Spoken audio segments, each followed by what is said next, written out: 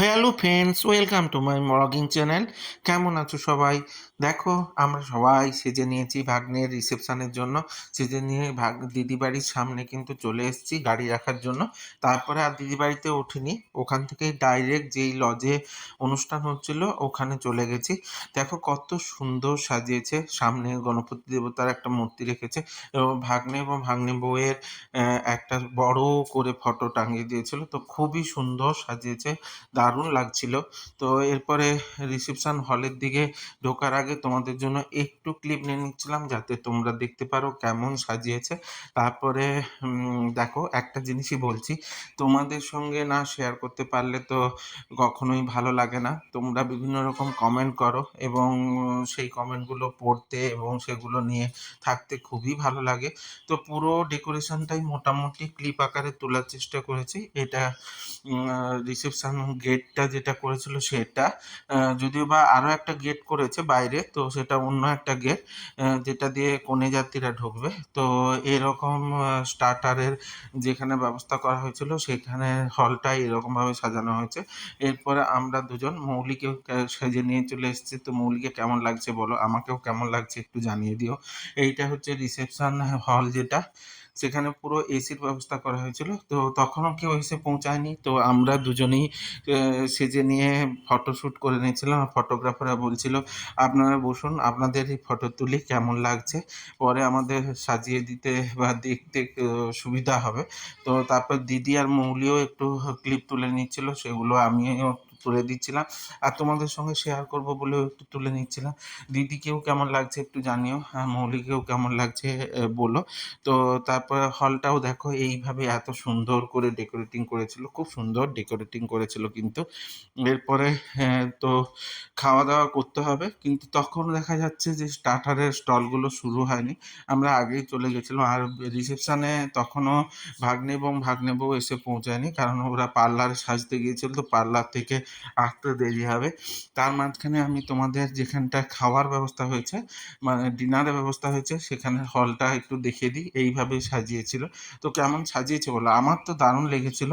তো আবার এসে ওরা তো ফটোগ্রাফাররা তুলে নেওয়ার পর আমরা নিজেরা একটু ক্লিপ নেব বলে আমরা দুজন বসে গেছিলাম এবং তোমাদের সঙ্গে শেয়ার করার জন্য বসে গেছিলাম। তারপরে দেখো দিদি, মানে জামাইবাবু আর জামাইবাবু, মানে যে জামাইবাবুর ছেলের বিয়ে হচ্ছে তো তার ভাই, তো এরা দুজন বন্ধু একটা টাইমে একই জায়গায় কাজ করতো।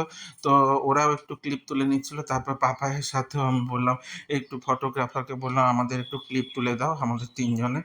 তো বলে তিনজনের একটা ক্লিপ তুলে নিচ্ছি। পাপায়ও খুব সুন্দর সেজেছিল, ওকেও বেশ কিউট কিউট লাগছিল। তো তোমরা বলো কেমন লেগেছে ওদেরকে, ও মানে মৌলি আর পাপাইকে, আর সাথে আমিও কেমন লাগছে সেটাও বলে দিও।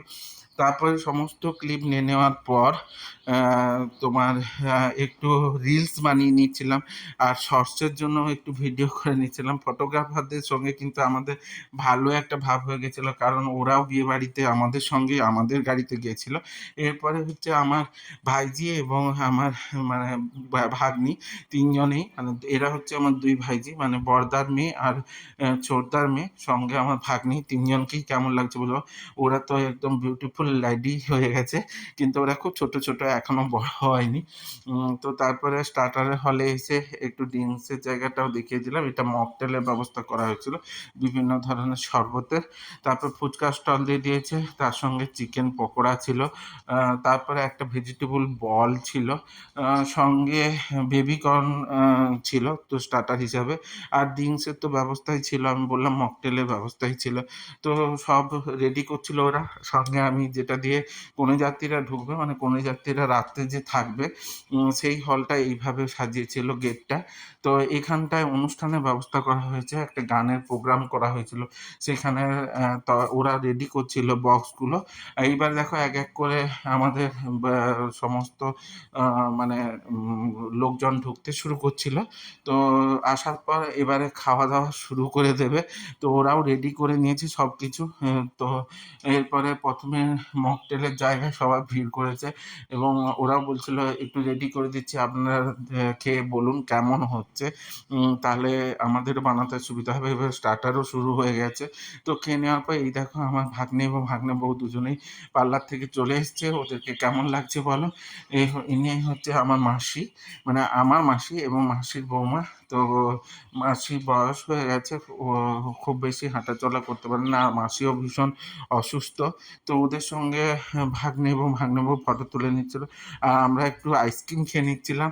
তো কুলফি আইসক্রিম সেই ছোট্টবেলায় খেতাম, সেটাও মনে পড়ে যাচ্ছিল।